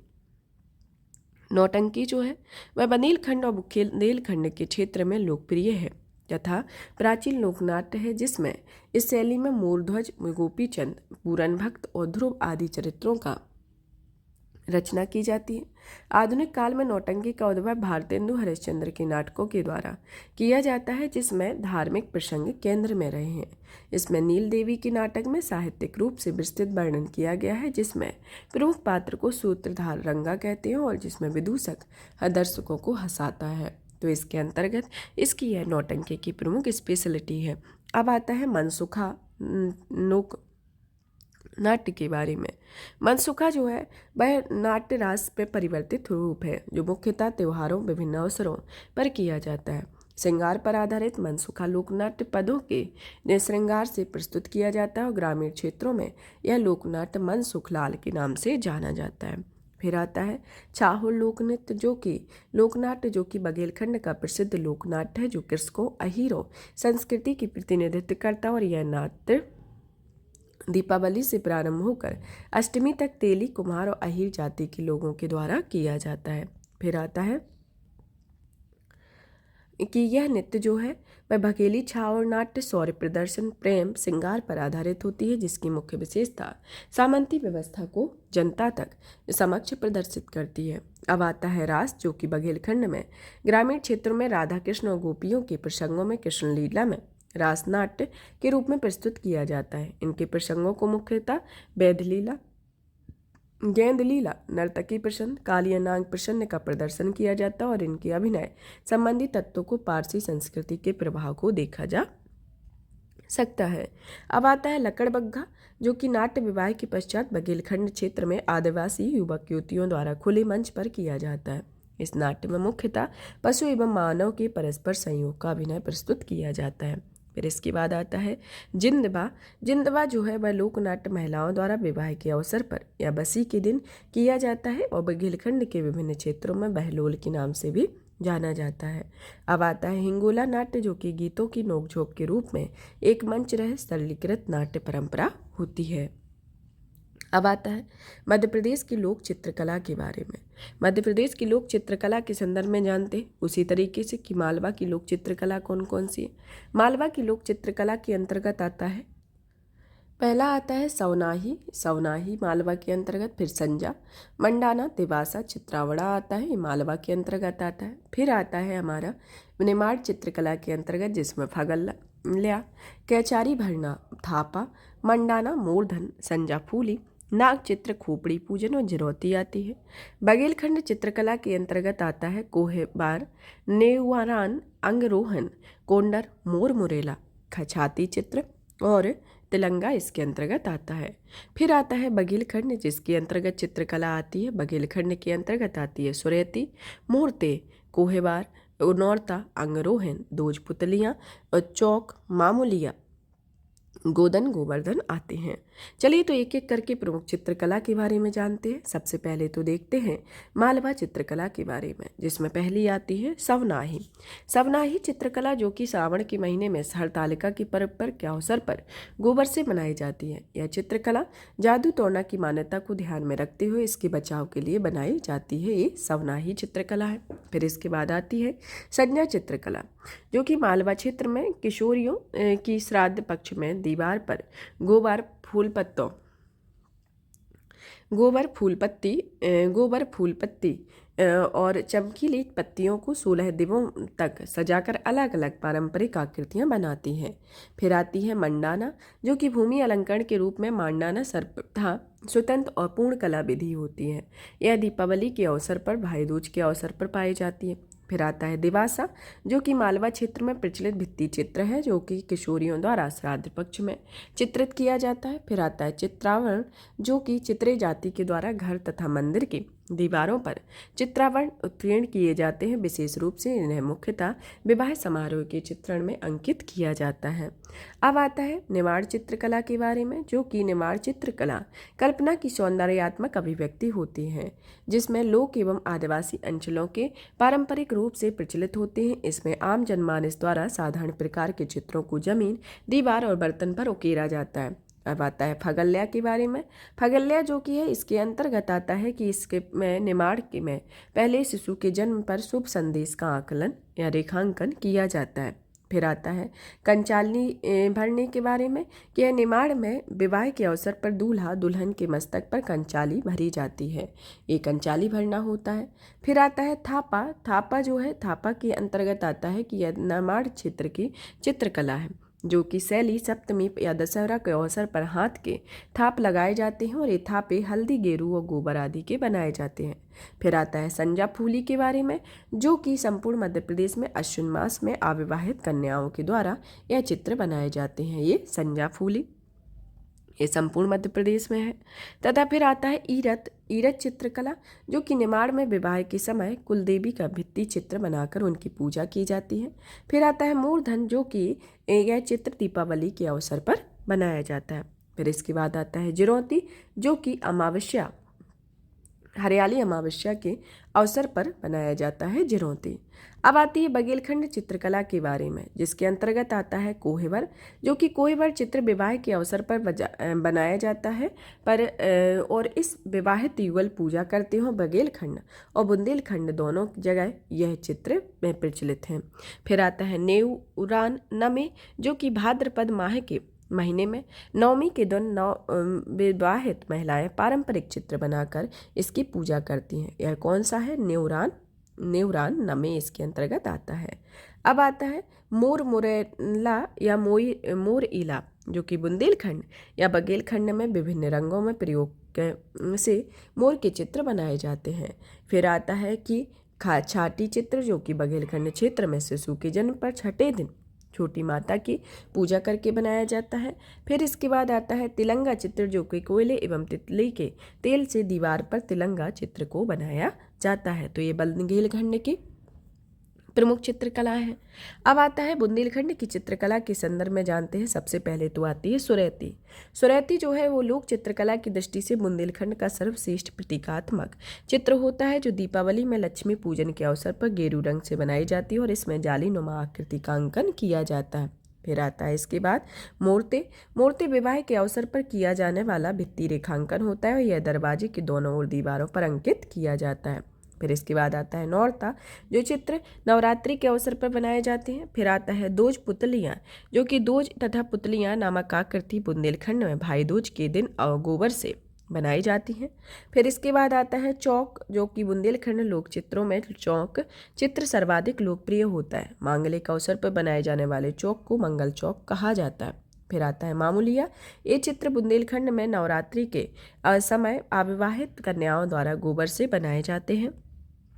फिर आता है गोधन गोवर्धन, जो कि दीपावली के अवसर पर गोवर्धन की पूजा के दिन बनाया जाता है। तो इसके अंतर्गत यह बुंदेलखंड के प्रमुख चित्र हैं।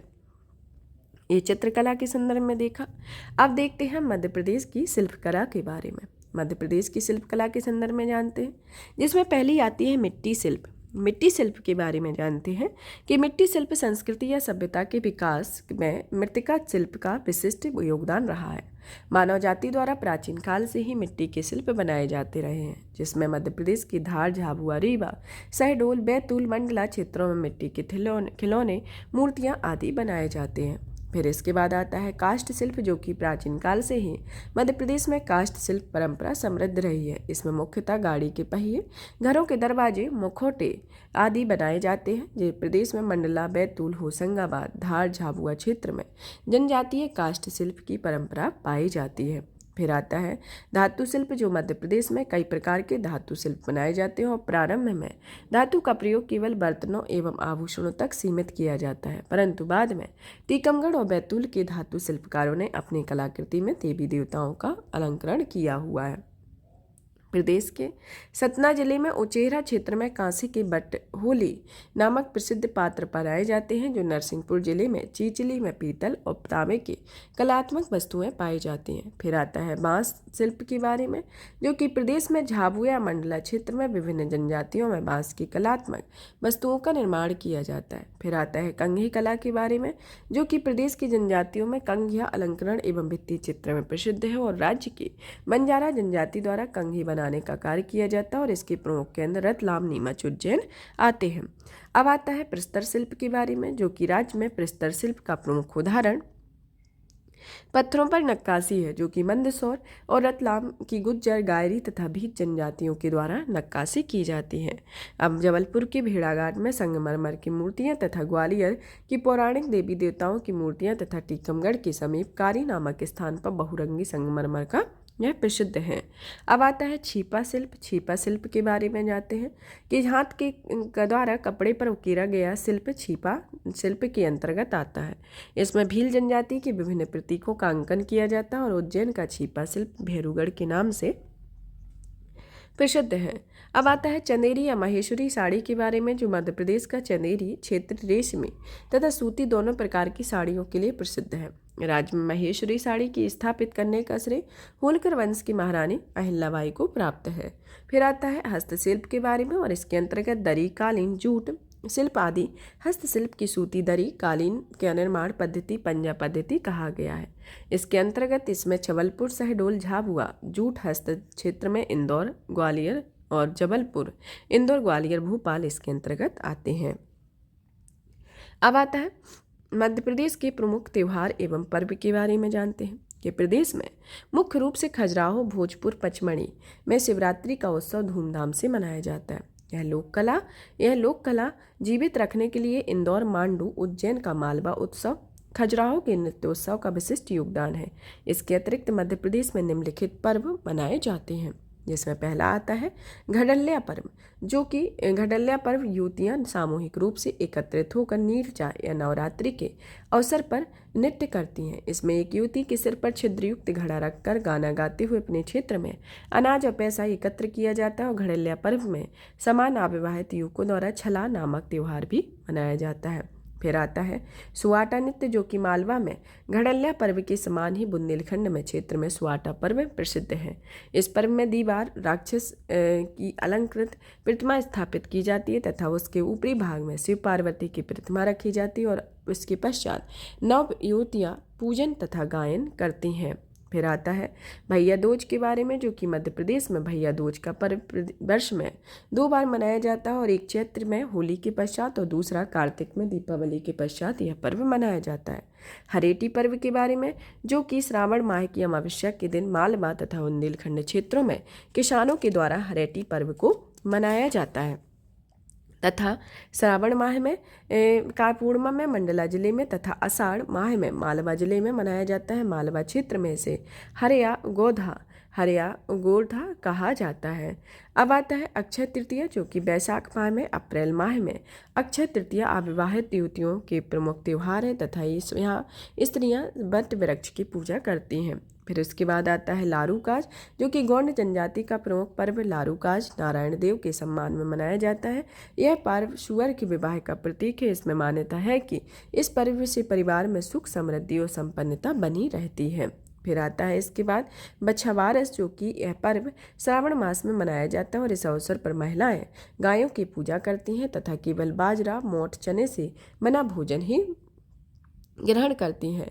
फिर आता है भगोरिया पर्व के बारे में, जो कि भील जनजाति का यह पर्व होली के अवसर पर रबी की फसल के पकने पर किया जाता है। यह पर्व होलिका दहन से 7 दिन पहले प्रारंभ होता है। इसमें मुख्यतः 3 पर्व मनाए जाते हैं।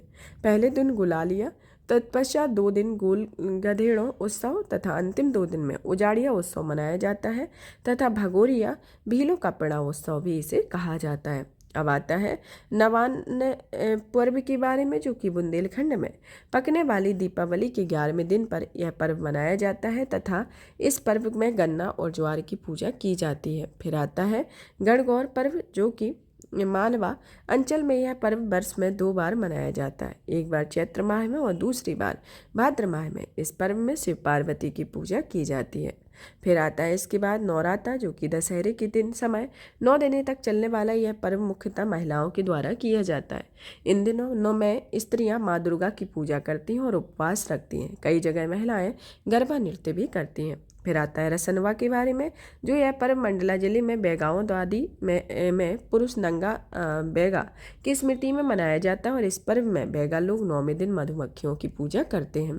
फिर आता है सजा या मामूलिया के बारे में, जो कि इस पर्व में अविवाहित युवतियों को मनाया जाता है तथा अश्विन माह में 16 दिन तक यह पर्व चलता है। इसके अंतर्गत नवयुवतियाँ अपने घरों की दीवारों पर गोबर से विभिन्न आकृतियाँ बनाती हैं और शाम को सामूहिक नृत्य करती हैं। फिर आता है मड़ई नृत्य के बारे में, जो कि मड़ई दक्षिणी मध्य प्रदेश में गोंड या उनकी उपजातियों का पर्व होता है। यह मंडला एवं ढिंडोरी जिलों में यह नृत्य किया जाता है, यह मनाया जाता है। अब आता है मध्य प्रदेश के प्रमुख त्योहारों के बारे में जानते हैं। मध्य प्रदेश के प्रमुख त्योहारों के संदर्भ में सबसे पहले तो जानते हैं इसके समारोह में इस संस्कृति विभाग के संदर्भ में मध्य प्रदेश समारोह जो है, मध्य प्रदेश का समारोह यह मध्य प्रदेश के संस्कृति विभाग द्वारा 1982 में प्रारंभ किया गया था, जिसका आयोजन नई दिल्ली में किया जाता है तथा इसके अंतर्गत इसमें सांस्कृतिक विरासत की झलकियाँ, गायन, नृत्य, वादन, चित्र प्रदर्शनी आदि की प्रस्तुति की जाती है। खजुराहो नृत्य समारोह जो कि दूसरा है, इस समारोह को 1976 में प्रारंभ हुआ था। इस समारोह का आयोजन प्रतिवर्ष खजुराहो मध्य छतरपुर में किया जाता है। इसमें भारतीय शास्त्रीय नृत्य की सभी शैलियों को प्रतिष्ठित कलाकार, प्रदेश का सबसे बड़ा नृत्य समारोह है। आयोजन मध्य प्रदेश के राज्य पर्यटन विकास विभाग और मध्य प्रदेश के संस्कृति विभाग के द्वारा अलाउद्दीन खान अकादमी आदि की सहायता से 1 सप्ताह तक चलता है तथा यह 20 से 26 जनवरी 2018 के मध्य खजुराहो का 44वां नृत्य महोत्सव मनाया गया था। अब आता है कालिदास समारोह के बारे में, जो कि है उज्जैन में महाकवि कालिदास की स्मृति में कालिदास अकादमी या राज्य पर्यटन विकास के सहयोग से यह आयोजित किया जाता है। यह समारोह 1958 में प्रारंभ हुआ था और इसमें परंपरागत रंगमंचन, संवाद, वाद विवाद, नाट्य प्रदर्शन एवं चित्र प्रदर्शनी आदि का आयोजन किया जाता है, जो कि 1 सप्ताह तक चलता है। अब आता है तानसेन समारोह के बारे में, जो कि यह समारोह मध्य प्रदेश में संस्कृति विभाग के द्वारा वर्ष 1980 में ग्वालियर में प्रतिवर्ष आयोजित किया जा रहा है और इसमें देश के शीर्ष संगीतज्ञ, गायन वादक सम्मिलित होते हैं। फिर आता है उस्ताद अलाउद्दीन खां संगीत समारोह, जो समारोह अलाउद्दीन खां संगीत अकादमी और मध्य प्रदेश संस्कृति परिषद द्वारा वर्ष 1976 में बाबा अलाउद्दीन खां की स्मृति में मैहर में आयोजित किया जाता है और इसका मुख्य आकर्षण अलाउद्दीन खान द्वारा स्थापित मैहर बैंड होता है। इसमें शास्त्रीय संगीत की विविधतापूर्ण प्रस्तुति होती है। अब आता है ध्रुपद समारोह, जो कि संगीत की ध्रुपद विधा को बढ़ावा देने के लिए गुरु शिष्य परंपरा पर आधारित यह समारोह वर्ष 1981 में भोपाल में आयोजित किया गया था।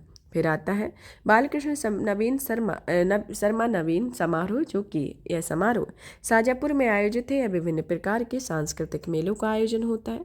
फिर आता है कला समारोह में यह समारोह मध्य प्रदेश में लगभग 2 दशकों में प्रतिवर्ष भोपाल में आयोजित होता है तथा इसमें शास्त्रीय संगीत, शास्त्रीय नृत्य, चित्रकला, काव्य पाठ आदि का पाठन कार्यक्रम किया जाता है।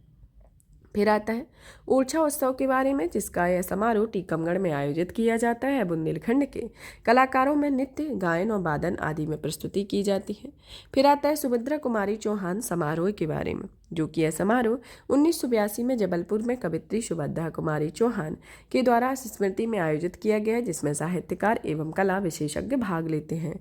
फिर इसके बाद आता है उस्ताद आमिर खान संगीत समारोह, जो कि इंदौर में आयोजित किया गया है तथा यह सुप्रसिद्ध सितार वादक आमिर खान की स्मृति में आयोजित किया जाता है। इसमें देश की सांस्कृतिक और शास्त्रीय संगीत से जुड़ी हस्तियां शामिल होती हैं। फिर आता है दुर्लभ वाद विनोद समारोह, जो देश में अपने प्रकार का एक अनूठा समारोह है। इस समारोह में प्राचीन से लेकर वर्तमान तक वाद्य यंत्रों का प्रदर्शन किया जाता है। अब आता है इसके बाद मालवा उत्सव, जो कि इस समारोह में मध्य प्रदेश का राज्य पर्यटन विकास निगम द्वारा 1991 में प्रतिवर्ष उज्जैन, इंदौर, उज्जैन, मांडू में किया जाता है। इसमें मालवा शैली का नृत्य प्रस्तुत है तथा फिर आता है निमाड़ उत्सव, जो कि इस उत्सव का आयोजन 1994 में मध्य प्रदेश के राज्य पर्यटन विकास निगम द्वारा प्रतिवर्ष मध्य प्रदेश के खरगोन जिले में महेश्वर खंडवा बड़वानी में किया जाता है। फिर इसके बाद आता है इसमें भोपाल उत्सव के बारे में, जो कि भोपाल में उत्सव का आयोजन भोपाल पर्यटन विकास निगम द्वारा प्रतिवर्ष भोपाल में किया जाता है। फिर इसके बाद आता है युवा महोत्सव, जो कि युवा महोत्सव का आयोजन मध्य प्रदेश में राज्य पर्यटन विकास निगम द्वारा 1985 में से जनवरी में भोपाल में किया जाता रहा है। फिर इसी के साथ ही और भी उत्सव के बारे में देखते हैं, जैसे तुलसी उत्सव जो है वह चित्रकूट सतना में मनाया जाता है। कुमार गंधर्व उत्सव देवास में, माखनलाल चतुर्वेदी साहित्य समारोह खंडवा में, पद्माकर समारोह सागर में, भावभूति समारोह ग्वालियर में, चक्रधर समारोह रायगढ़ में, भोज समारोह धार में, लोकरंजन महोत्सव खजुराहो में, केशव जयंती समारोह ओरछा में, मुक्तिबोध समारोह भिंड में, कृष्णराव समारोह ग्वालियर में, टेपा समारोह उज्जैन में, लोकरंग समारोह भोपाल में। फिर आता है पचमढ़ी समारोह पचमढ़ी में, लता मंगेशकर सुगम संगीत इंदौर, जनजाति फिल्मोत्सव जो है इंदौर में। फिर बुंदेलखंड उत्सव छतरपुर में, अनुकुंज उत्सव जो है गूंज उत्सव उज्जैन में, महाबोधि उत्सव सांची रायसेन में। इसी के साथ ही लोकरंग उत्सव भोपाल में, श्री रामलीला उत्सव भोपाल में, नर्मदा महोत्सव भेड़ाघाट जबलपुर में, शारदोत्सव जो है वह आता है चित्रकूट सतना में, भोजपुर उत्सव भोजपुर रायसेन में और गीता फेस्ट भोपाल में मनाया जाता है। इसी के साथ ही और भी अन्य उत्सव हैं, जिसमें आता है तुलसी उत्सव। तुलसी उत्सव के बारे में देखते हैं। इसका आयोजन मध्य प्रदेश में तुलसी ग्रंथ अकादमी के द्वारा प्रतिवर्ष चित्रकूट के सतना जिले में किया जाता है। इससे रिलेटेड एमपीपीएससी 2022 में यह क्वेश्चन पूछा गया था कि मध्य प्रदेश तुलसी ग्रंथ अकादमी कहाँ पर स्थित है, तो ये कहाँ पर है, चित्रकूट में स्थित है। फिर आता है किशोर कुमार समारोह के बारे में, जो कि पार्श्व गायक किशोर कुमार की स्मृति में प्रतिवर्ष खंडवा जिले में मनाया जाता है।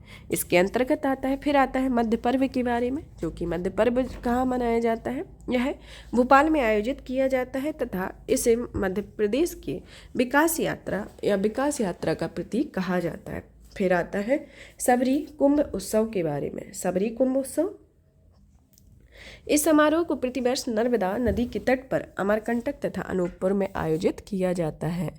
अमरकंटक एवं अनूपपुर में इसे आयोजित किया जाता है। इसके अंतर्गत आता है। अब आता है मध्य प्रदेश के प्रमुख मेलों के बारे में जानते हैं। मध्य प्रदेश के प्रमुख मेलों के संदर्भ में जाने कि इसमें किसी विशेष स्थान पर जनसमूह या सामूहिक रूप से मनाए जाने वाले उत्सव को मेला कहा जाता है। मेला किसे कहा जाता है कि किसी विशेष स्थान पर जनसमूह या सामूहिक रूप से मनाए जाने वाले उत्सव को मेला कहते हैं। मध्य प्रदेश में आयोजित होने वाले मेलों के माध्यम से आर्थिक, सामाजिक और सांस्कृतिक रूप अद्वितीय सम्मेलन होता है। प्रदेश में लगभग 1400 स्थानों पर मेलों का आयोजन होता है, जिसमें सर्वाधिक मेले 227 उज्जैन में लगते हैं और उसमें न्यूनतम मेले होशंगाबाद में लगते हैं। तो सर्वाधिक मेले कहाँ पर? उज्जैन में, और न्यूनतम मेले जो लगते हैं वह होशंगाबाद में लगते हैं। अब आता है सबसे पहले सिंहस्थ कुंभ के बारे में पढ़ते हैं, जो कि उज्जैन जिले में क्षिप्रा नदी के तट पर प्रत्येक 12 वर्ष की अवधि में चैत्र मास की पूर्णिमा में से वैशाख पूर्णिमा तक सिंहस्थ कुंभ मेले का आयोजन होता है। यह प्रदेश का सबसे पवित्र मेला होता है, जिसमें पिछले सिंहस्थ का आयोजन वर्ष 2016 में हुआ था और यह अगला सिंहस्थ कुंभ 2028 में आयोजित है। अब आता है दूसरा रामलीला का मेला, जो कि प्रदेश में ग्वालियर जिले की भांडेर तहसील में जनवरी-फरवरी में माह में आयोजन किया जाता है। 100 वर्षों से इसका आयोजन किया जा रहा है। फिर आता है पीर बुधान का मेला, जो कि शिवपुरी जिले में सावरा क्षेत्र में लगभग 250 वर्षों से मुस्लिम संत पीर बुधान के मकबरे पर अगस्त सितंबर के भाद्रपद माह में इस मेले का आयोजन किया गया। फिर आता है नागाजी का मेला। नागाजी का मेला जो है वह नागाजी का मेला अकबरकालीन संत नागाजी की स्मृति में मुरैना जिले के पोरसा गांव में नवंबर-दिसंबर में एक माह में इस मेले का आयोजन किया जाता है। इस मेले में बंदर एवं अन्य फालतू जानवरों का विक्रय भी किया जाता है। अब आता है हीरा भूरिया का मेला, जो कि हीरामन बाबा की स्मृति में ग्वालियर जिले में आसपास क्षेत्र में अगस्त सितंबर के भाद्र माह पद में आयोजित किया जाता है। फिर आता है गरीबनाथ का मेला, जो कि नाथ संप्रदाय के अनुयायी द्वारा बाबा गरीबनाथ की स्मृति में शाजापुर जिले की अवंतीपुर बड़ौदिया गांव में चैत्र माह में इस मेले का आयोजन किया जाता है। फिर आता है इसके अंतर्गत कान्हा बाबा का मेला, जिससे रिलेटेड इन सबसे रिलेटेड क्वेश्चन पूछा जाता है और यह तो कई बार पूछा ही जा चुका है कि कान्हा बाबा का मेला कहाँ पर लगता है। तो कान्हा बाबा का मेला सूडलपुर, हरदा जिले की सूडलपुर में कान्हा बाबा की समाधि पर यह मेला लगता है, जो कि 278 वर्ष में से इस मेले का आयोजन हो रहा है। फिर आता है सनकुआ मेला, जो कि दतिया जिले में सिंध नदी के तट पर स्थित सनकुआ नामक स्थान पर प्रतिवर्ष कार्तिक मास की पूर्णिमा को इस मेले का आयोजन किया जाता है। फिर आता है कालूजी महाराज का मेला, जो कि खरगोन जिले में पिपलिया खुर्द गांव में लगभग 1 मास तक लगता है। इस मेले में निमाड़ी नस्ल के कैड़ा भेलों को क्रय विक्रय किया जाता है। फिर आता है इसके बाद जोगेश्वरी देवी का मेला, जो कि अशोकनगर जिले की चंदेरी नामक स्थान पर इस मेला को हौज खास तालाब के समीप मार्च-अप्रैल में आयोजित किया जाता है।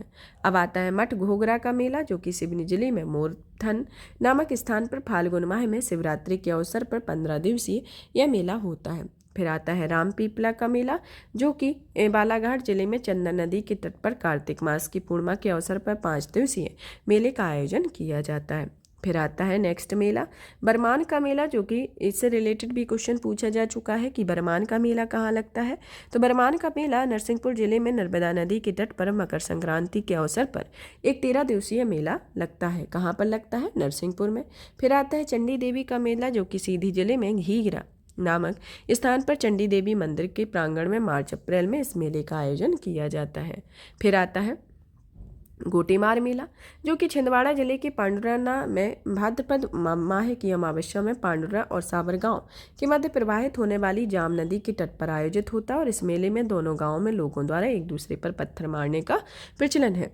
फिर आता है रहस्य मेला। रहस्य मेला वह मेला होता है जो कि सागर जिले में गड़ाकोटा में प्रतिवर्ष बसंत पंचमी में रहस्य मेला लगता है। 1 मास तक चलने वाला यह मेला बुंदेलखंड क्षेत्र का सबसे प्राचीन मेला होता है। इस मेले को 1785 में मर्दन सिंह नामक राजा के द्वारा आरंभ किया गया था। तो ये किसके द्वारा आरंभ किया गया था?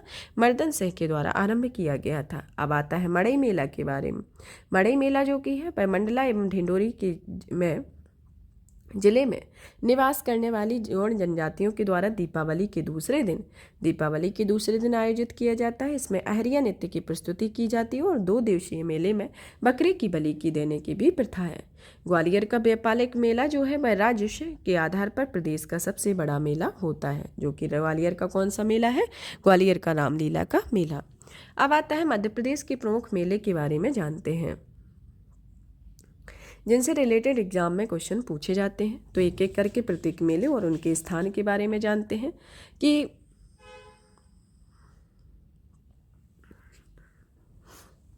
इसमें आता है पहला ग्वालियर मेला, जो कि ग्वालियर में दिसंबर जनवरी में लगता है। फिर आता है चक्री मेला, ग्वालियर में श्रावण में लगता है। फिर इसी तरीके से झूलेलाल या बाड़ा ग्वालियर में लगता है। भुजरिया कटोरा ताल ग्वालियर में लगता है। इसी तरीके से ये मेलों का क्रम है, जैसे पीर बुबधान मेला सांवरा गांव शिवपुरी में, सोनागिरी मेला दतिया में, रतनगढ़ देवी रतनगढ़ दतिया में लगता है, बड़ौनी दतिया में लगता है जो गुरु पूर्णिमा के दिन लगता है। सूर्य मंदिर उन्नाव दतिया में प्रत्येक रविवार को यह मेला लगता है। सनकुआ सेवड़ा दतिया में लगता है। फिर इसी तरीके से ये क्रम है, तो आप इसका स्क्रीनशॉट लेते जाएंगे कि कौन कौन से मेले हैं। जैसे त्रिवेणी मेला रतलाम में लगता है। फिर उसके बाद 40 बाबा का हुसैन टोकरी जावरा में लगता है। नवग्रह मेला खरगोन में लगता है। बड़केश्वर मेला खंडलाई धार में लगता है। सोमेश्वर घाट भिंड में लगता है। फिर श्री मल्हार आलमपुर भिंड में लगता है।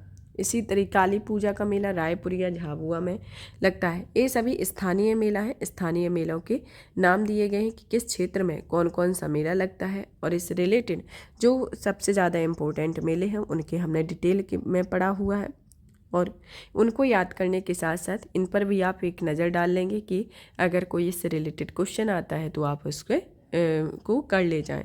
फिर जैसे कि बाबा गरीबनाथ का मेला शाजापुर में लगता है। नवचंडी मेला खंडवा में, मानधाता मेला खंडवा में, चंडी देवी का मेला घोगरा सीधी में लगता है। नागा जी का मेला पूर्शा मुरैना में, देवी दुलारी मेला शाजापुर चैत्र में लगता है। गढ़गौर का नीमच में लगता है। बीजासनी मनता मंदिर के पास जो मेला लगता है वह इंदौर में चैत्र और आश्विन माह में लगता है। इसी तरीके से जैसे राम जी बाबा का मेला होशंगाबाद में, कान्हा बाबा का मेला होशंगाबाद में, फिर सलवर्डी बैतूल में, सटधारा कन्ही कटनी में, खैरमाई जबलपुर में, पीर साहब उर्स जबलपुर में। इसी तरह से चित्राहरण रायसेन में, कामदगिरी चित्रकूट सतना में प्रत्येक अमावस्या को लगता है। बरही का मेला जो है कटनी में फरवरी में लगता है। भेड़ाघाट का मेला भेड़ाघाट जबलपुर में कार्तिक में लगता है। इस तरीके से ये प्रमुख मेले हैं। जैसे सरद समैया मेला पन्ना में लगता है। मेघनाथ मेला छिंदवाड़ा कार्तिक महीने में लगता है। बांदकपुर दमोह में माघ के महीने में मेला लगता है।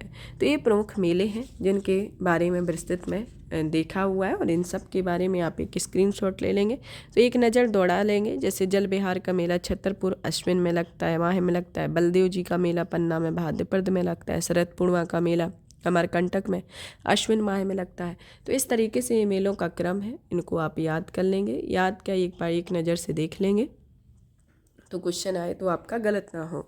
अब आता है, आप जानते हैं इस रिलेटेड प्रश्नों को सॉल्व करेंगे कि इस के क्लास के अंतर्गत किस तरीके के क्वेश्चन पूछे जाने की संभावना है और किस तरीके के क्वेश्चन आते हैं।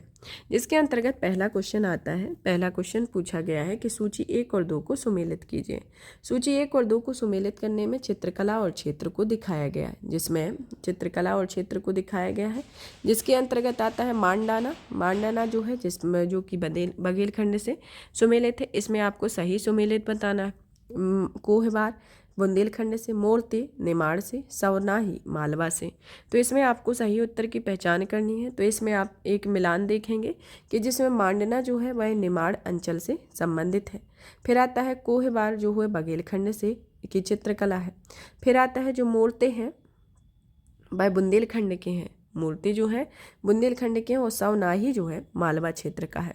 तो इस तरीके से ये क्रम बैठेगा। तो इसमें जो क्रम लगा हुआ है वह आता है 3 1 2 4 का, जो कि सी आपका ऑप्शन होगा। अब आता है आपका नेक्स्ट क्वेश्चन कि निम्नलिखित में से किस लोक गायन में सिंगाजी, कबीर और मीरा द्वारा रचित पदों का गायन किया जाता है। तो इसके अंतर्गत ये कौन सा गायन होता है? अनुरगुड़ी संप्रदाय होता है। फिर आता है ढोला मारू लोकगीत, जो कि मध्य प्रदेश के कई क्षेत्रों में गाया जाता है, वास्तविक रूप से किस राज्य का लोक नृत्य है, लोकगीत है। तो यह लोकगीत किसका है? यह राजस्थान राज्य का वास्तविक रूप से लोकगीत है, लेकिन मध्य प्रदेश में इस लोकगीत को गाया जाता है। अब आता है खजुराहो नृत्य समारोह का आयोजन किस वर्ष से प्रारंभ हुआ है। तो आपको बताना है कि खजुराहो नृत्य का समारोह का आयोजन किस वर्ष किया गया। ये वर्ष 1975 से किया जाता है। फिर आता है कि भगोरिया पर्व भील जनजाति द्वारा कब मनाया जाता है। भगोरिया पर्व जो होता है वह भील जनजाति के द्वारा रबी फसल के पकने पर मनाया जाता है। फिर आता है आपका क्वेश्चन कि नागा जी के मेले का आयोजन नवंबर दिसंबर महीने में किस जिले में होता है। तो नागा जी का मेला का आयोजन मुरैना में होता है, तो ऑप्शन ए होगा।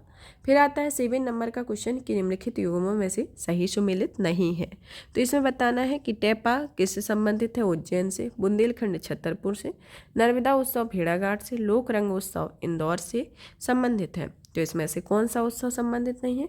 इसमें लोक रंग उत्सव जो है वह इंदौर से संबंधित है, यह गलत है, और इसमें ये तीनों हैं वो जो है वह सही है। अब आता है नाथ संप्रदाय के लोग किस कथा का गायन प्रातःकाल में करते थे। तो किस कथा का संप्रदाय करते हैं? भरथरी गायन जो होता है वह प्रातःकाल में किया जाता है। ये सबसे पहले गायन में पहला देखा हुआ है। फिर आता है निम्नलिखित में से कौन सा गीत आत्म की अमरता से संबंधित होता है। इनमें से मसान्या जो नृत्य होता है वह आत्मा की अमरता के लिए गाया जाता है। फिर आता है आलाखंड के रचनाकार कौन से हैं। आलाखंड के जो रचनाकार हैं वह जगनिक हैं। फिर आता है कर्मा नृत्य मुख्यतः किस क्षेत्र में प्रचलित है। कर्मा नृत्य जो है वह मंडला क्षेत्र में प्रचलित है। फिर आता है कहरबा नृत्य किस जनजाति के द्वारा किया जाता है। कहरबा नृत्य जो है वह गौंड जनजाति के द्वारा किया जाता है। फिर आता है आपका क्वेश्चन कि चटकोरा नृत्य किस जनजाति के द्वारा किया जाता है। चटकोरा नृत्य जो है वह कोरकू जनजाति के द्वारा किया जाता है। तो यहाँ पर कला एवं संस्कृति से रिलेटेड टॉपिक भी फिनिश होता है, और टॉपिक से रिलेटेड इन महत्वपूर्ण प्रश्नों को सॉल्व किया तो ये टॉपिक प्रश्न भी कंप्लीट होते हैं। अब नेक्स्ट क्लास में नेक्स्ट चैप्टर के साथ मिलेंगे, जो कि नेक्स्ट चैप्टर 18 होगा। और भी इसी तरीके से वीडियो को देखने के लिए चैनल को सब्सक्राइब करें, ज़्यादा से ज़्यादा शेयर करें, वीडियो को लाइक करें। धन्यवाद।